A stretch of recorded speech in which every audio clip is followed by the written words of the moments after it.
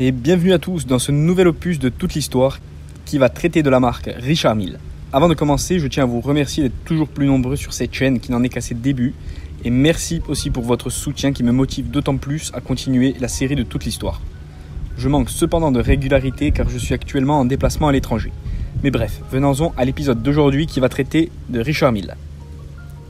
Une jeune marque de très haute horlogerie, puisque créée en 2001 en Suisse par son fondateur du même nom, accompagné de son associé Dominique Guéna, mais aussi de la célèbre maison horlogère Audemars Piguet, qui en est actionnaire à hauteur de 10%.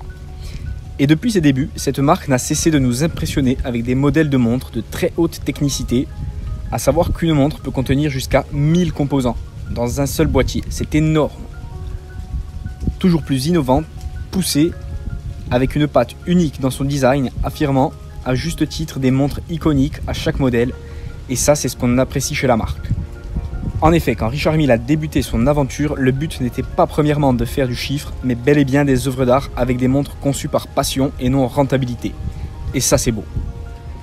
Puisque le pari a été réussi et la maison horlogère nous régale toujours de pièces innovantes et abouties et extrêmement techniques chaque année.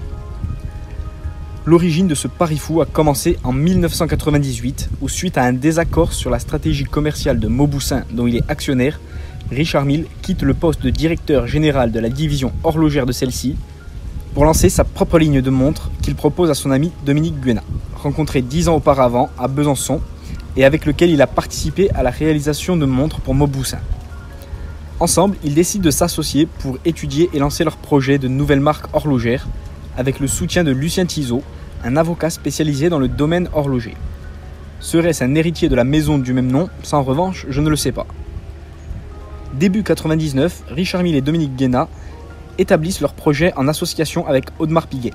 C'est alors qu'ils vont définir le concept de la marque, alliant le monde de l'automobile, de l'aéronautique et du nautisme, sur une base alliant le tout, l'innovation et la haute technologie au travers de la résistance des matériaux et de leur précision. De là commença la conception et les tests de fiabilité ainsi que de précision des futurs modèles Richard Mille. C'est alors que les deux fondateurs s'associent à parts égales pour créer Orométrie SA, leur société d'exploitation de la nouvelle marque, qui sera inscrite le 23 octobre 2001 au registre du commerce suisse. Puis c'est en 2007 qu'Audemars Piguet entra en tant qu'actionnaire chez cette dernière. Ils avaient dès lors compris tout le potentiel que la marque pouvait exploiter.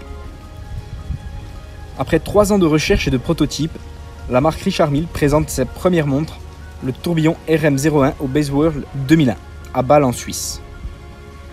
Cette mécanique à remontage manuel est munie d'un boîtier en forme de tonneau qui met en évidence le mécanisme, et c'est ici que la marque affirmera la base de son design originel avec une ligne directrice qui ne dénotera pas par la suite. Avec une production totale de 17 pièces, cette RM01 dispose d'un calibre tourbillon affirmant la haute technicité ainsi que l'ambition de la marque. Le bracelet est en cuir, le verre en matière minérale et elle bénéficie d'une étanchéité à 50 mètres de profondeur.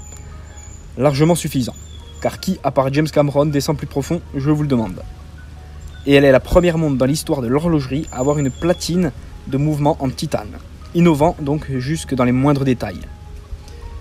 Puis en 2002, Richard Mille présente la RM02, une évolution du premier modèle avec encore plus de technologie embarquée. Cela affirmant une fois de plus le positionnement de RM en matière de recherche et développement. Ils ne sont clairement pas là pour vendre des designs pompeux, mais bel et bien pour s'affirmer et se dépasser. N'est-ce pas Hublot? Elle est suivie la même année de la RM03, un tourbillon à double fuseau horaire. En 2005, la marque horlogère lance la RM07, première montre femme de la collection Richard Mille, qui perdure depuis et ne cesse de produire de nouveaux modèles féminins chaque année depuis.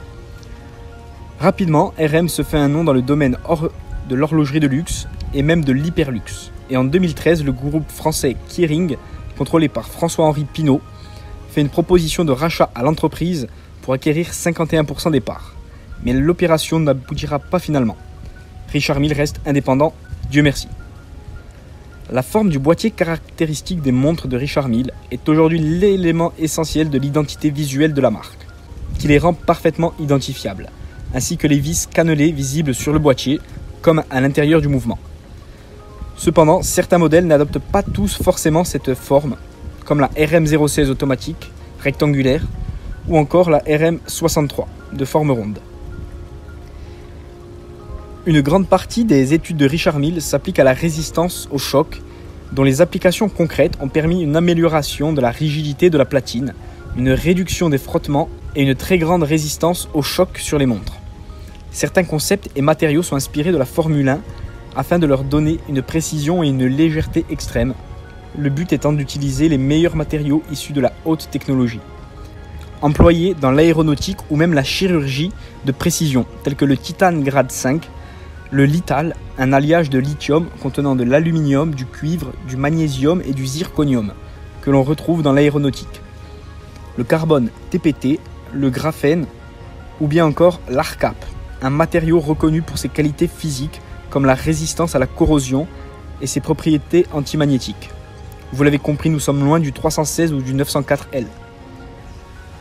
La marque a apporté son lot d'innovations dans le milieu horloger, avec par exemple le développement des premières platines nanofibres en carbone et titane, le développement de nouveaux mécanismes de chronographe à rattrapante, l'invention de nouvelles complications horlogères, avec le système Oracle sur la RM069, le capteur de G mécanique pour la RM036, la création des premiers boîtiers tonneaux entièrement usinés dans du saphir aussi, et le développement de mouvements suspendus par câble. D'ailleurs, depuis quelques années, ce sont même des stylos mécaniques qui sortent de leurs ateliers, preuve que ce n'est non pas le temps, mais bien le travail technologique et la passion de la haute finition qui prime. Bon, comptez tout de même 100 000 pour ce stylo. À ce prix, j'espère que vous signez une grosse vente avec. Récemment, la nouvelle collection d'une dizaine de modèles a été mise au point avec un aspect assez fun, une ligne bonbon, ajoutant une touche de légèreté et de fraîcheur à la marque. Et en parlant de légèreté, autre fait marquant de la firme, en 2013, la maison horlogère obtient un record de légèreté avec le tourbillon à remontage manuel RM2701 Rafael Nadal, créé en collaboration avec celui-ci et limité à 50 exemplaires, poussant le concept de légèreté et de résistance à son paroxysme. Le tourbillon ne pèse que 18,83 grammes avec le bracelet et peut encaisser jusqu'à 5000 G, détenant le record du tourbillon le plus léger de tous les temps, grâce à l'utilisation d'aluminium et de lithium pour son mouvement, et de nanotubes en carbone avec un boîtier de 53 mm tout de même. Mais 18,83 grammes, je ne sais pas si vous vous en rendez compte, c'est un fantôme au poignet. La question que je me pose, c'est si on souffle dessus, est-ce qu'elle s'envole? Je trouve ça totalement fou et j'aimerais bien la tester un jour au poignet. Richard ou Dominique, merci de m'en prêter une que je puisse tester ça un jour. Cette montre d'une valeur de 770 000 €, oui, dont le bénéfice de la première montre prototype a tout de même été versé à une association contre la myopathie. Vous voyez, ça sert toujours l'horlogerie. Dans le fond, ce n'est pas le temps qui importe, mais bel et bien l'avancement où cela nous mène. Et s'il faut dire que ce bon vieux Rafa en a cassé une sur le terrain, mais bon, ce sont les risques du métier. Plus tard, un autre modèle, la RM2703, encaissera des chocs allant jusqu'à 10 000 G, soit le double du modèle précédent. D'ailleurs, pour parler résistance, autre fait marquant, le 25 juillet 2009, lors de l'accident de Formule 1 de Felipe Massa, l'un des partenaires les plus emblématiques de la marque, celui-ci portait une RM06 sortie indemne après un crash survenu à près de 200 km/h. Ce malheur, comme vous vous en doutez, n'a fait que montrer heureusement la fiabilité de la marque. Voilà, maintenant que nous avons fait le tour des prouesses techniques de la marque, il est temps de passer au plan marketing de cette dernière. Avec toutes les caractéristiques techniques et malgré son jeune âge, la marque a fait appel à de nombreux partenaires de renommée avec lesquels la maison horlogère a travaillé sur ses prototypes, comme Rafael Nadal ou Felipe Massa, cités auparavant, mais ce n'est pas tout. Fernando Alonso, Alain Prost, l'écurie McLaren, Pharrell Williams, John Malkovich, Sébastien Loeb, la firme Airbus, Jackie Chan, et je ne les cite pas tous. Avec une mention pour Bubba Watson, le tennisman, qui pour ma part est le modèle qui m'attire le plus. Avec toutes ces collaborations, la marque n'a cessé de s'imposer à travers le monde, lui permettant d'ouvrir de plus en plus de boutiques au fur et à mesure des années. Et ce n'est qu'un début. Voilà, quant à moi par contre, c'est bientôt la fin pour cette vidéo. J'espère que vous avez apprécié mon travail de recherche. Et vous, dites-moi en commentaire quel RM vous attire le plus, ainsi que vos avis sur la marque, si vous voulez en débattre. Prochainement, on se retrouve avec un épisode consacré à Seiko. N'oubliez pas de mettre un like pour le référencement de celle-ci. Et quant à moi, je vous dis à bientôt.